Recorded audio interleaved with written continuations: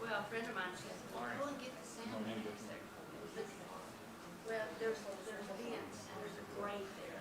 It's supposed to just drain the water. And then it got stopped up. They're not taking care of the business.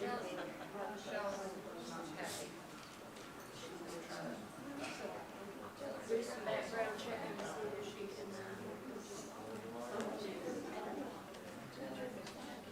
but they knew it wasn't. They made yell at the lady next door, she told me. She didn't tell me somebody else told me. So everybody knew it. That's why it was a secret. All right, good morning, everybody. We'll go ahead and get started.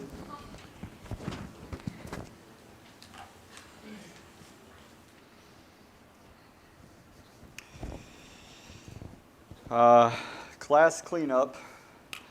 Since I have the floor, I'm going to go ahead and put this out there. I need somebody to not teach the class, but next weekend, I need somebody to take Lord's Supper for me. If anybody, man-wise, would be willing to do that, I would appreciate that. And then also April 9th, I believe that is the Easter weekend. I have Pinnacle, and I will not be able to make that. So if anybody can volunteer for those two things, next week's Lord's Supper, as well as Pinnacle. I like to tell Woody, here's who's replacing me. So any of you guys can volunteer for that, please let me know. Now getting into the class stuff. Y'all, who all has the Lightpost app? Most everybody good? Okay. I'm posting the next week's notes onto that, and I'm also going to post some questions there. Because, like I said, at the very beginning of the first class, I don't want this to be just you think about it here and are entertained for an hour learning about Bible stories. I want y'all to be thinking this, and I want to be thinking this throughout the week. And I hope, as we're considering another Bible character today, and as we talk amongst ourselves and understand insight into how other people are making choices and decisions, I hope you're sitting back and thinking, how do I make choices and decisions? In fact, one of the questions we're going to ask amongst ourselves, and I hope we have some good discussion, is, just like Esther, how do you make a choice or decision when God's not telling you exactly that is the way you need to go? So I'm posting that on Lightpost, so please be aware, and hopefully you find it beneficial. All right, let us begin. Hopefully the slides are up.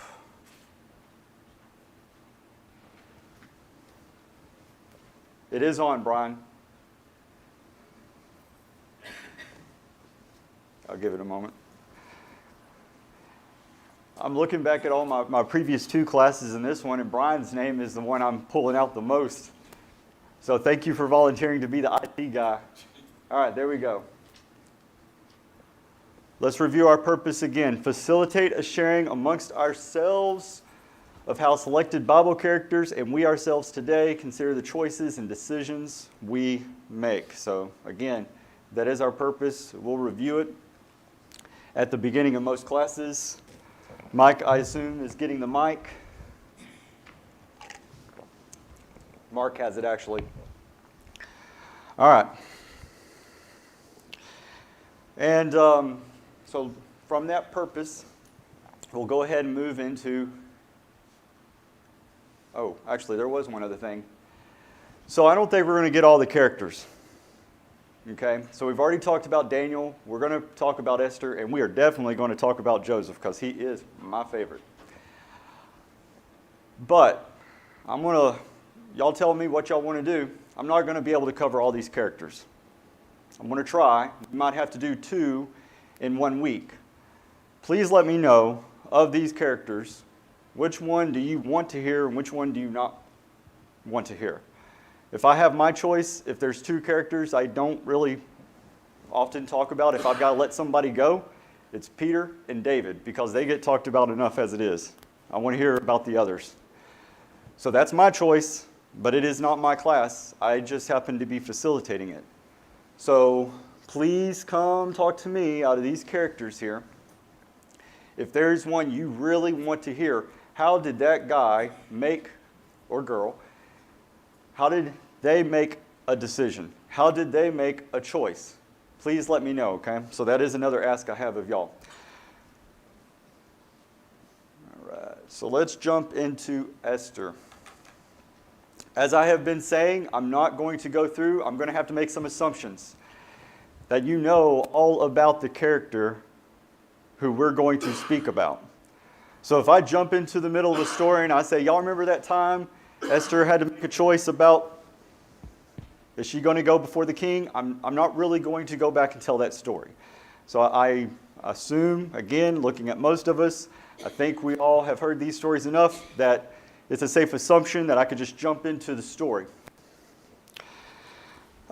Stephen Morton said a comment last week.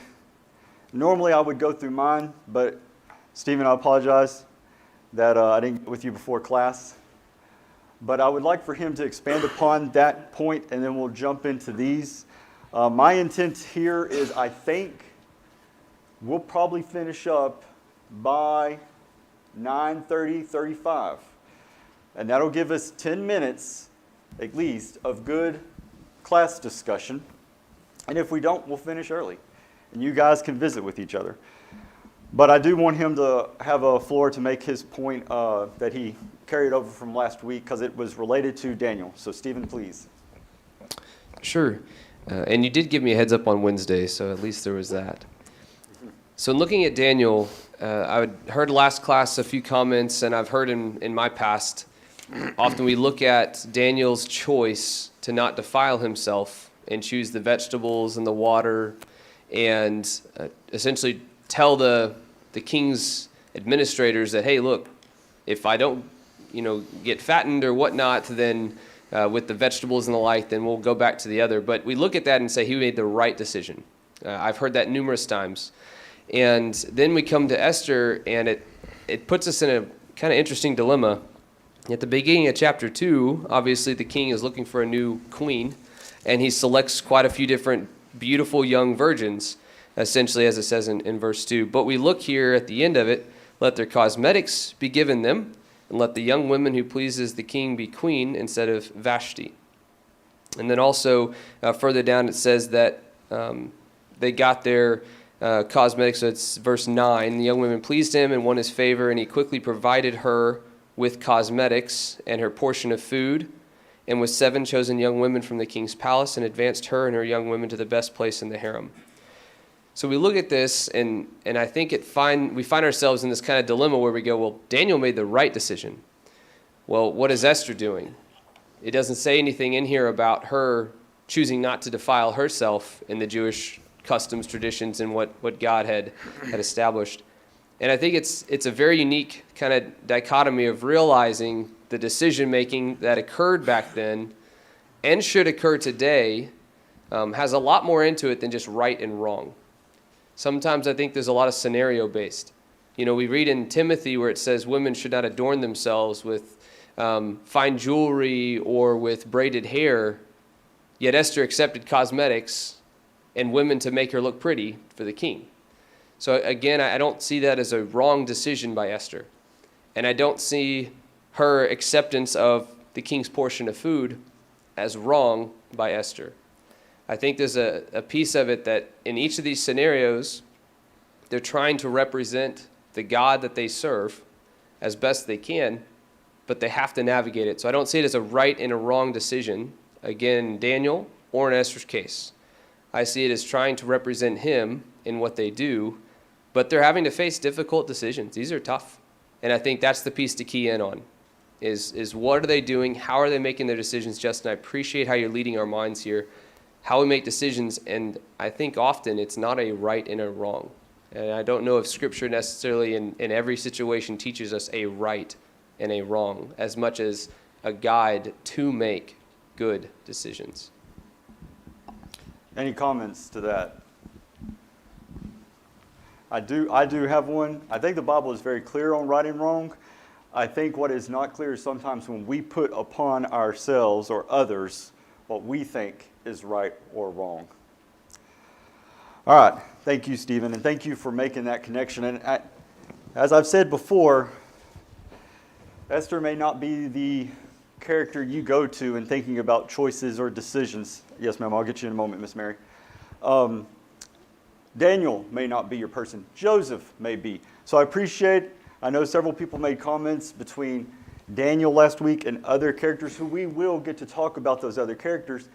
It's good because you can see what one does and here and what one does differently in a similar situation. Ms. Boland. Yeah, I think sometimes it's not a matter of right and wrong, but it's a matter of what is the best choice for us. And so we have to ask God to help us make that decision so it'll be a wise and good decision. Mm-hmm. And Stephen again.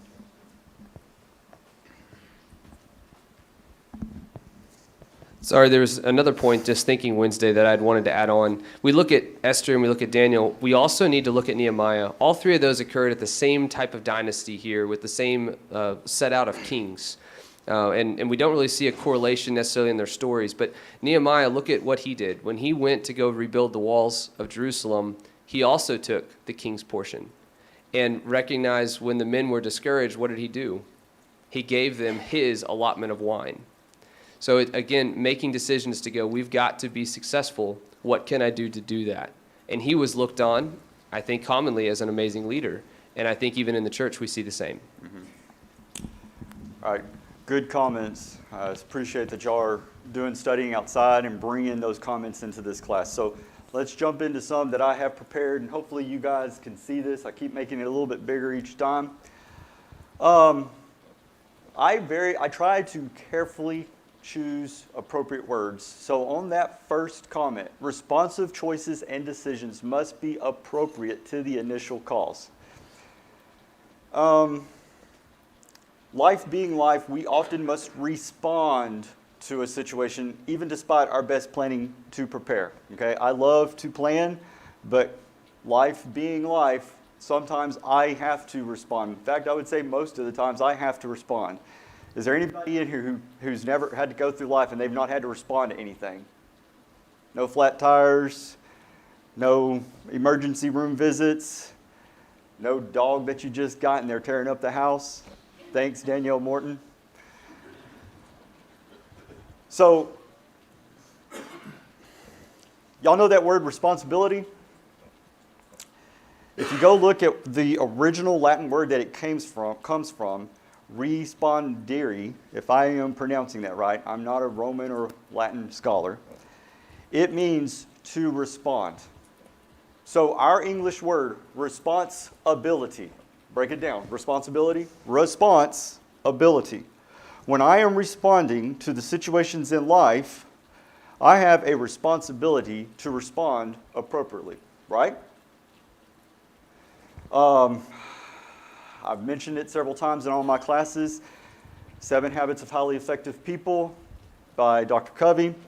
And he said one of the things that he had read, and we're actually going to read the original book that he got this from next week when we talk about Joseph, is most people, when they have something that happens to them, they immediately have a response to it and they don't even think about it.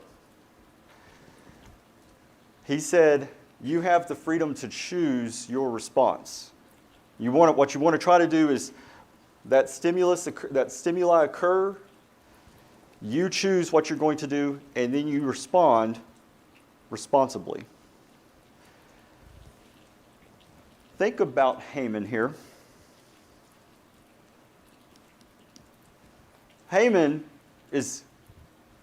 We talked about Daniel, and Daniel was a big dog for those Persian kings and the Babylonian kings, right? But what is Haman here? He's this king's big dog, right? And the king even says, hey, everybody, you're going to pay homage to my guy right here, Haman. You think Haman feels pretty good about that right now? Head nods. I need feedback. Thank you. Okay. He does. So he goes out and he's going along. Now, I've never noticed this about the text, But did Haman immediately see Mordecai not bow or pay homage to him? Go back and look at the text. Greg says no, he doesn't. He's going along and he doesn't even know the guy in the back of the crowd not bowing down. How does he find out? Greg, do you remember how he finds out? Some guys tell him. Everybody who's around Mordecai find out, hey, you're not bowing. You need to bow. That's the top dog. And Mordecai says, I'm a Jew. I'm not going to bow to him. And so they go tell Haman, and now Haman is mad. Now, when you're mad at somebody, what do? What is a responsible choice that you need to do? Is it okay to be mad at somebody? Wade's shaking his head yes, so I would agree. When you're mad at somebody, do you find what nationality or ethnicity they're from and go kill the whole group of them? No? Well, but what does Haman do? He sees one guy, one Jew, and he says, I'm killing them all. Now, Haman's not a good character, okay? We're going to see that again and again. In fact, the whole book of Esther is filled with a lot of people who have to make decisions and choices. And going back to Lauren's choice, some of them use their head, some of them use their gut, and some of them, and I would put Haman in this group, use their heart, okay? His response to seeing Mordecai, actually not, well, hearing first and then seeing Mordecai not bow to him, is I'm going to kill every single Jew out there. What's wrong with that response? What's wrong with Haman's response here? It's drastic, yes. I would use the word overkill, okay? By the way, some commentaries would say Mordecai is not paying homage to Haman because he's a Jew and they're not supposed to bow down to anybody else except God. Some others believe that Mordecai is not paying the homage to Haman because he is an Agite, aka Amalekite, with whom the Jews were BFEs, best forever enemies, according to Deuteronomy 25:17 through 19. And because Mordecai perceived the power-hungry nature of Haman and that he was going to add fuel to the fire. Okay?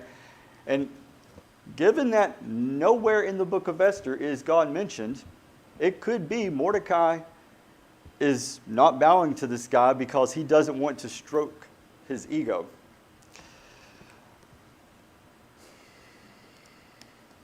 When I think about somebody who's overkill or drastic, okay, one situation that comes to my mind is somebody who keeps all the anger and hurt inside and I'm fine.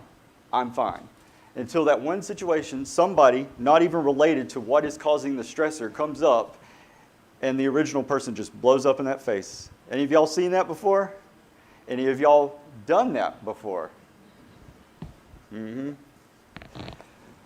You're not taking responsibility for your response. You have other situations over here, you're not handling them properly, so you go over and you drastically deal with somebody else. Another thing I see with Haman here, his response is misdirected. Okay? He takes his frustrations out on an entire people on account of one individual. Jesus said, if you find out that your brother has a fault with you, what are you supposed to do? Speak out. I thought you could gossip about him. No, you can't gossip about him. You can't go talk to the elders about it and say, why can't he get better? What are you supposed to do, Heather? Remind me. Go to him and talk to him. We have a problem. Let's not misdirect. We have a responsibility to go fix it with that person, don't we? We don't have a responsibility to go talk to him or her about him and her with others. And then, I love this about Haman too. So Haman is invited to that feast with the king and Esther. All right? And it says he feels pretty good about that. I was invited. It was just me, the king and his wife. And he's going along and he's coming out. And here's everybody bowing down to him except who? Mordecai. What does Haman immediately do?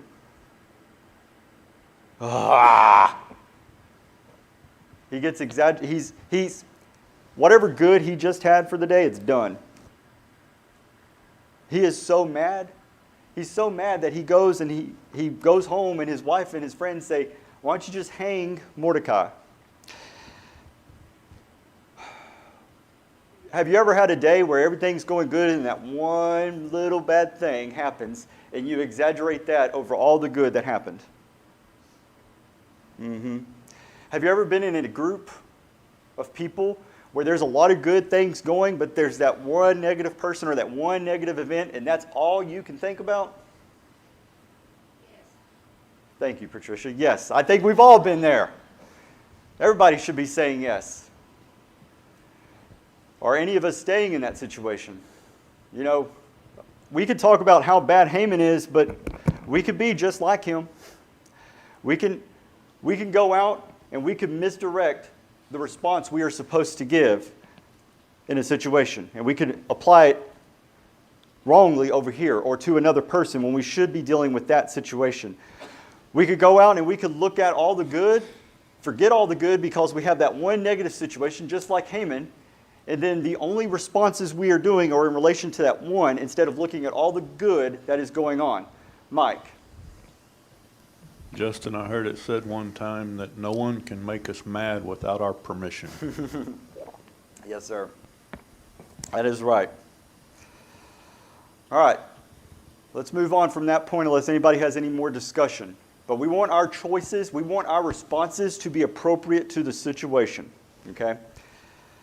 Others can help guide us in choices and decisions. If you read about Esther, when she became queen, it says she did not tell about her people. Somebody told her not to say that. Who? Mordecai. Later, when she is questioning, do I need to go before the king? I haven't been called in 30 days to go before the king, his own wife. Heather, are you interested in starting that? I'll just call you when I need you to come. She's scared. But who tells her you need to go? Perhaps you've come to the kingdom at a time like this for this purpose. Mordecai. Throughout the whole book, who is Esther listening to? Mordecai. Have you ever been in a situation where you're not listening to others? You're not seeking their input? Now, luckily in this situation, Esther, or rather Mordecai had raised Esther, right? So we don't know if she necessarily reached out to him, but he was definitely proffering that advice and that guidance about what to do and that counsel, right? And she listened to it.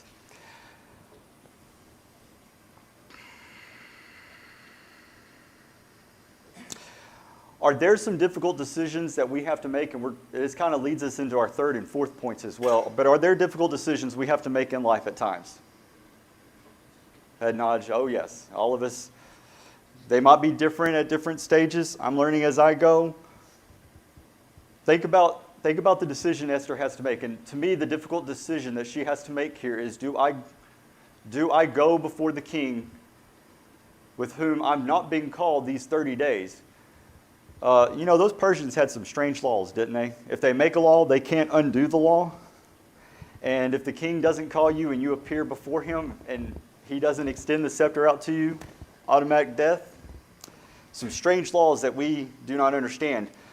So think about the situation that she has from her viewpoint. What is Esther? What is she choosing right now in this choice? Her people, she knows her people are about to be destroyed in about a year. There's a law that says kill the Jews. She is in a prime position because her husband is the king.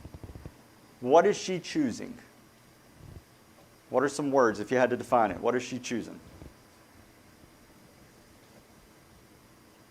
She's making a life-death decision. Life-death decision. And what is she choosing out of that life-death situation? Support her people and her God.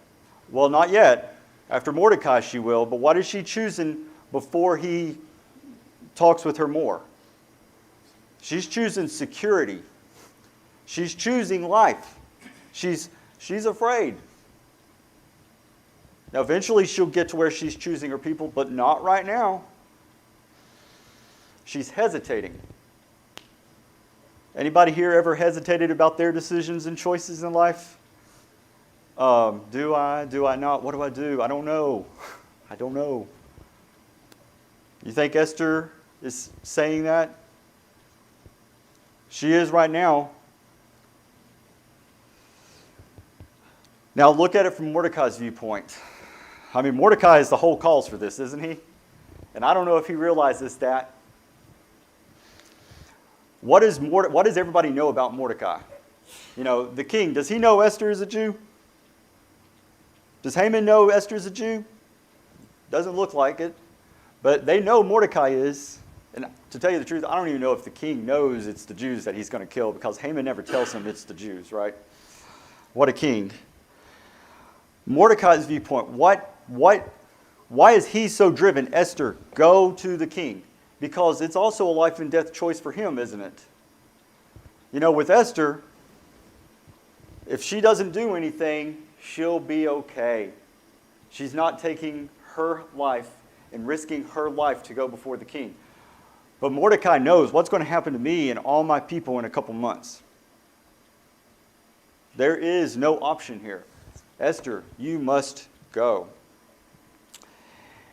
And I like it. In fact, we'll read the passage.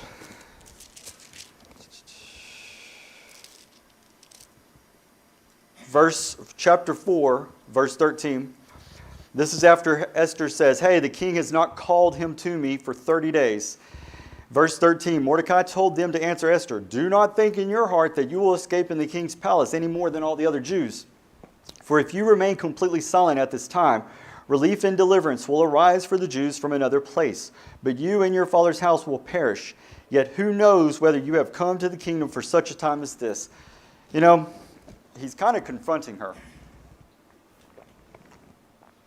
Hey, Esther, you got to make a decision.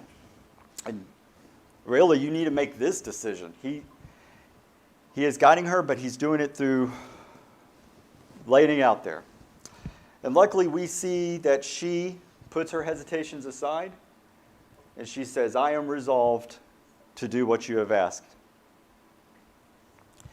The point for us is we need to seek out the counsel of others, and we need to be willing to listen to it.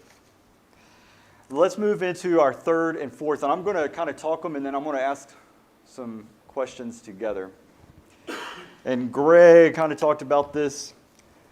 Our choices can be difficult and life-changing, and even in some cases life-threatening. Though I would say for most of us here, we don't have to make life-threatening choices on a daily basis, right? If you were in the military, Army, Marines especially, you're over in Afghanistan, Iraq, do I drive the convoy that way or do I drive the convoy that way?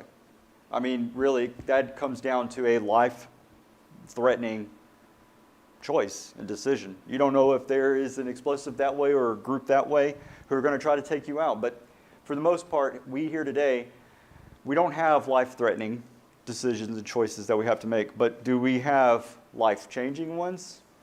Mm-hmm. And this is, I guess I haven't said this, I got to teach this to the high school class. Actually, last fall, I think it was. And that's a very exciting time. Probably a very frustrating time, because you think about all of the life-changing decisions and choices that group of people are having to make, right? Do I go to college? Do I go in the military? When can I move out of my parents' house? Who do I marry? Do I change majors for the 5th time? Y'all can laugh. Some of these are jokes. There's a lot. Where do I live? Where do I work? You know, there is a lot of choices and decisions that you have to make that, I don't want to say they themselves set, that's it, it's written in stone. You're going to be an engineer for the rest of your life. You're going to live there for the rest of your life.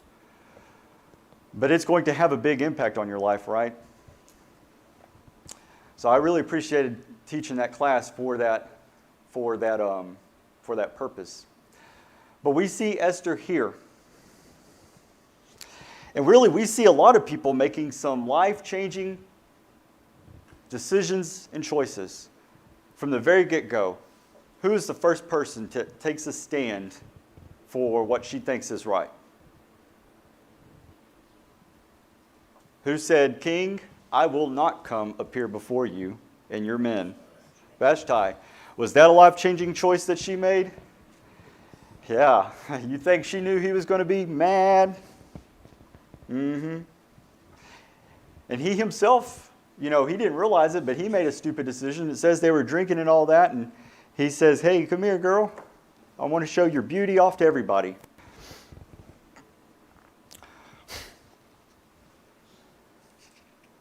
How about Mordecai refusing to pay homage to Haman? Against the king's command, by the way, violating the rule of the government. Was he making a life-changing decision? And did he even realize it was going to be that way? No, I'm not going to bow to that guy. I don't care what happens to me. Oh, he's going to kill all my people? I didn't see that coming. And then, of course, we immediately go to Esther. That is a life-threatening choice, right? She knows, and we can't understand this, but she knows if she goes up there and he doesn't extend that scepter to her, it's done. Her life is forfeit.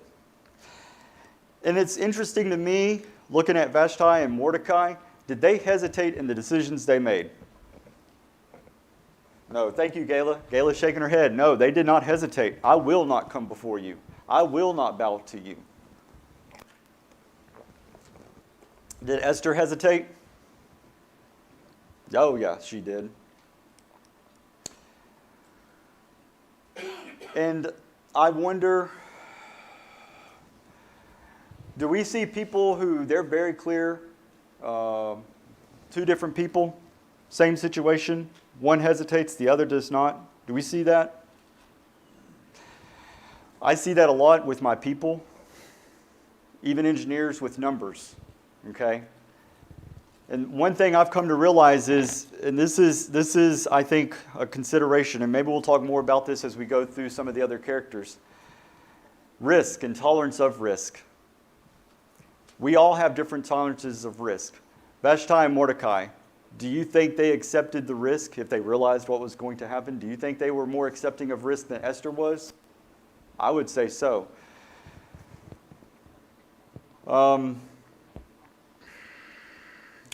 I know at work when we have, and of course it's a secular environment, right?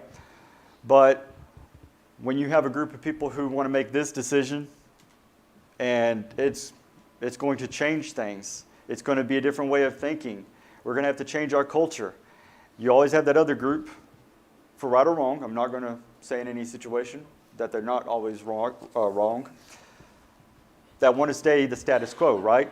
They're afraid of that risk. Do we perhaps have some similar situations amongst ourselves? We want to do this, and others are not accepting of the risk? And I'm not going to say in every situation that the risk takers are always right, but I'm not also going to say that they're wrong. I think it is determined by the situation. But I believe and have experienced, if we can talk to each other about what are the risks, and are you risk averse and I'm a risk taker, then that helps us understand one another. Think about it again.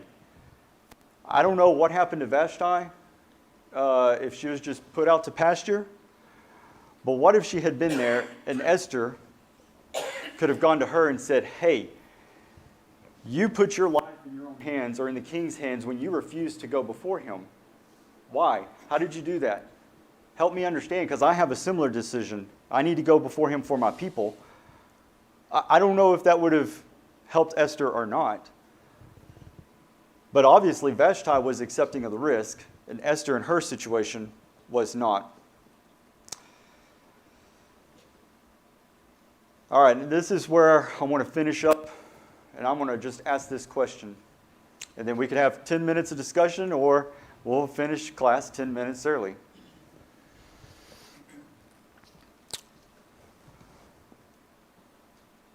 And that is making decisions and choices without God's direct revelation.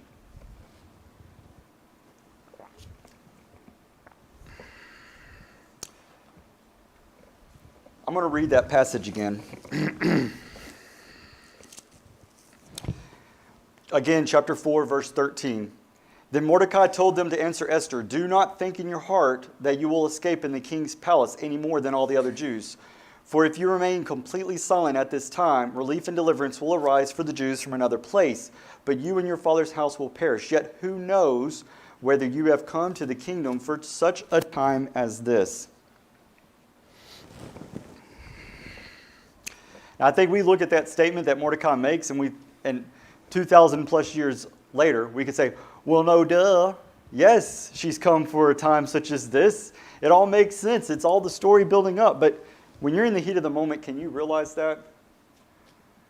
And for ourselves today, are we in positions where we're going to save the country and go back to Christian values?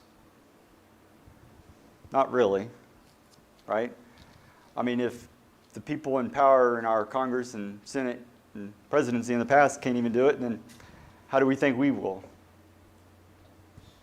But are we in situations that to us and for our families and for our congregation, for what community we are a part of, we may not know what is the right choice to take or not? Do we have God's direction directly to us, telling us what to do? No, we don't. Rick. I realize that you said that our Congress and our president and whatnot can't or haven't been able to do certain things to bring us back to a Christian nation or a Judeo-Christian nation. But it has to begin somewhere, and it has to begin with one and with us.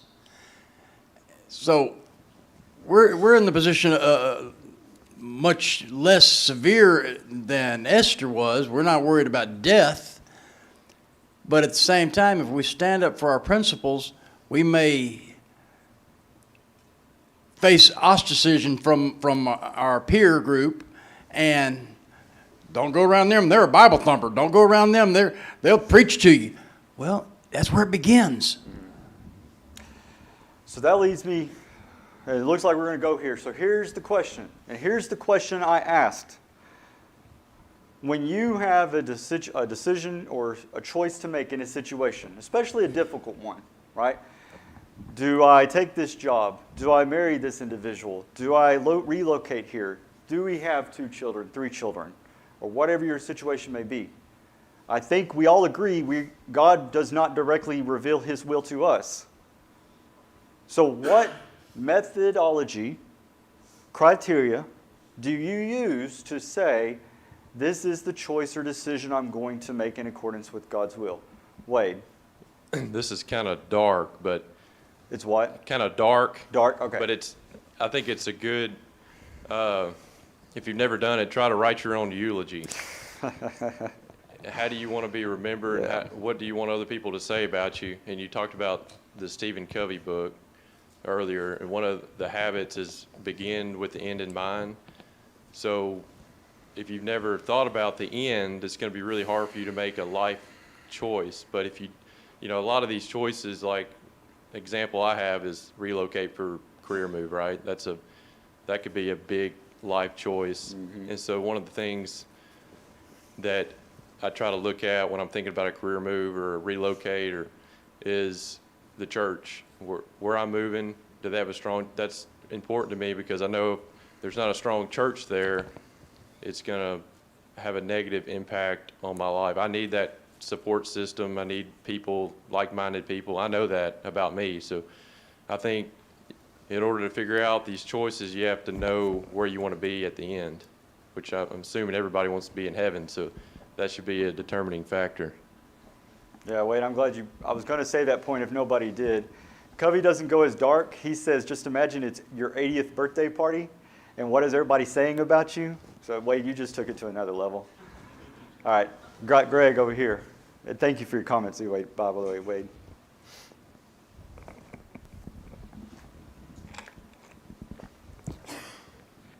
You were talking about the difference in hesitating and not. I think that's something when I'm making choices, the first thing I have to do is look at it, is this a decision I have to make quickly? In most cases, it's not, and you do have the time, and you need to step back and think about it. But I'm one of those people that want to think of the positive and the negative of each decision that I'm going to make. And that does need to include the spiritual things. You're going to think of the physical things that you're going to have in a decision maybe, and how those are going to be affected. But you need to think of, just like Wade's talking about, is this move going to vastly affect my spiritual life? How am I going to be able to serve God, and will I be able to serve God in the manner of whatever decision I'm making? Yes, So sir. honoring Him in it.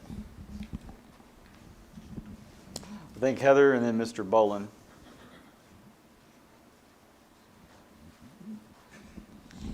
Even after Mordecai talked to Esther and kind of convinced her the right thing to do, she still took 3 days to fast and asked those people to fast. And so that means that even when we make these hard decisions, we don't have to feel pressured into them. We're allowed to say in some situations, like Greg said, do we have to make it right away? If not, we're allowed to say, stop, and let me have some time to really sleep on it and think over it and decide. Prepare. And right? prepare, Even after yeah. you've made the decision, it's still a decision-making process. You need to prepare for the action that you're about to take. Yeah, and so even when it is someone that we know and trust guiding us and helping us to make these decisions, we still need to make ourselves stop and think about what they're doing and pray about it. It doesn't say that they prayed when they fasted, but I don't know if it was a part of fasting or not. It didn't. It was just fasting. It was just no eating. But we have that freedom, and we have to remember that. All right, Mr. Bolin next. Quite often when we make decisions, we tend to make those decisions based on what we think it should be or what we would like for it to be, and we don't often think of how it's going to affect those around us. We need to think about how it will affect them, and will it be a negative reaction or a positive reaction when we make our decisions. And as far as waiting to make a decision, that's okay. Some people take a little longer than others. I won't mention any names, but somebody took 30 days to make a decision about marriage, and I'll leave that there.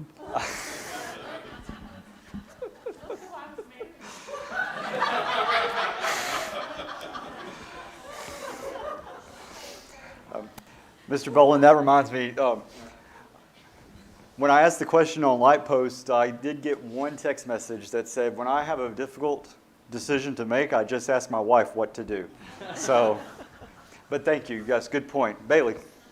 So this is a little bit of a twist, and obviously I can't put myself fully in Esther's shoes, but I think a lot of times when you're making decisions, you, especially as a woman, maybe not so much as a man, but you always kind of think you'll be the exception to a rule. It's kind of like, in her mind, she's a Jew, and she knows after Mordecai spoke to her that he's going to go and kill all the Jews, but in her mind, she is the wife. So she's hoping at that point that maybe she'll be the exception to the rule that he's going to go and kill all the Jews. So obviously, if she did not feel that way, she would know that she'd fall in that category and would automatically think, well, I either die now trying to save my people, or I die later once he decides to kill them all. But in her mind, she thinks she's the exception. It's kind of like a young girl. She hears all these stories about a man who is terrible and he's doing all these bad things, but you think, oh, I'll be the exception. He'll change for me. And I think that impacts our decision-making process, is that you believe, and maybe it's, optimism, but you always think you'll be the exception. And in some cases you may be, but I think that sometimes is a contributing factor to hesitancy, is because you want to believe that maybe you'll be the exception to a rule that, seems more times than not to be true. Very good point, Bailey. All right. Those are all good points, right? I appreciate y'all for sharing them. As we are going through this next week, or even the rest of our lives, really, we could take these things. If we see somebody who is taking a little bit longer, they're hesitating, right? You may be ready to go. I know this is what I need to do. But consider from their viewpoint, maybe they do take longer to get there. Maybe they're thinking about the impact to others and you are not. Maybe they need a little bit longer preparation than you do in getting ready to take action. Maybe you need to have an honest conversation about, hey, you're not the exception, right? Let's talk about that. Maybe they don't realize, they think it subconsciously, but they don't realize it consciously and can't therefore have a discussion. Bring it to light. That was the second bell. Next week, we're going to talk about my favorite character, Joseph. We're going to talk about the progressive process for rejecting sin. Go back and read the steps that he takes, even though the Bible doesn't say step one. Go back and look at the verses in which he's dealing with Potiphar's wife and how the progressive steps he takes to reject the sin of lying with her. Choosing not to give up, deciding to take action. How many times did Joseph fall, rise to the top just to fall down even further, right? And did he bemoan that fact, or did he get to work doing something to rise back up? Choosing to be helpful, deciding to help. Here's Joseph, he's in jail, and he sees the baker and the butler, and they're sad, and he says, "What is this?" And then he helps them. Sometimes we in our lives, we can have bad things happen to us, and what do we become? Jaded. I'm not helping anybody. It's every man for himself, but not Joseph. Defining success. I appreciate about Joseph. No matter where he was, okay, and he didn't write a book saying, success, here's what it is, right? But we see he's doing what he can wherever he's at to be successful for God. And then finally, especially when he's dealing with his brothers, what does he do? He chooses to forgive. And forgiveness is a choice. All right, y'all have a good week. I'll post this on Light Post for y'all to be thinking about, and let's continue to have good discussions as we go into next Sunday. Take care.